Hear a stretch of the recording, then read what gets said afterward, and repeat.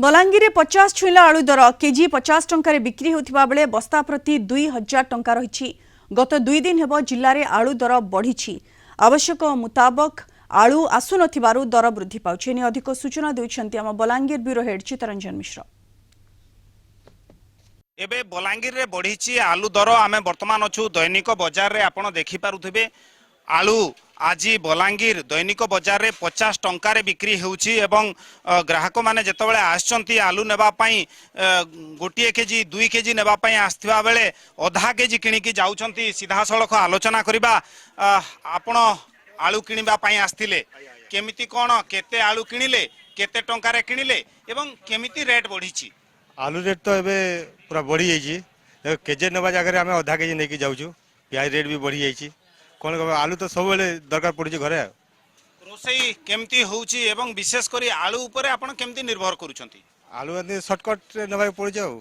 निश्चित भाव में शुणुले किभली भाव में गोटे प्रकार जदि देखा आलू रेट बढ़िबा परे आधा केजी किनिकी जाउछंती। सीधा सड़क जे व्यवसायी तांको सहित आलोचना करिबा कोन कहिबे आलू रेट केमिति कोन बढ़िला?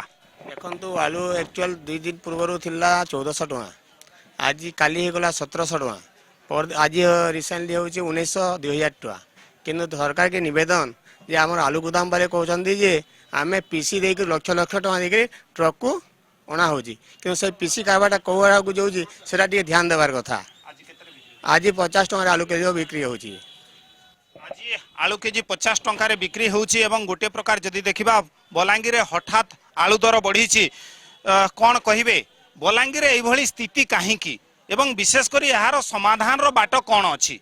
ना भल कर देखा बेले तो देखुन सारा ओडिशा रे वर्तमान स्थिति आलू दर बढ़ी। विशेषकर पश्चिम ओडिशा रो बलांगीर जिल्ला रे बढ़ी। बलांगीर जिल्ला रे कौन से गोदाम घर नाही एवं एठी जो आलू चाष पूर्व होतला आलू मिशन जो सरकार करथिले ता संपूर्ण भाव में फेल मारी। कारण पश्चिम ओडिशा रो अनेक समय रे रायपुर ऊपर निर्भरशील करबा पड़े, छत्तीसगढ़ रे निर्भर करबा पड़े।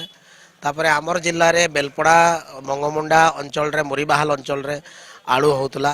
किंतु आलू प्रोत्साहन कमिबा फल रे आलू जो अभावी बिक्री वर्तमान अभावी होईछि, अभाव देखा देइछि एवं आलू लोक माने प्रत्येक दिन प्रत्येक पनीपरिवार से व्यवहार करने को बाध्य होती। किंतु दर जो हिसाब से बढ़ी ताकू जदि देखिए ताले देखो आलू मार्केट वर्तमान सुनसान होकर पड़ी।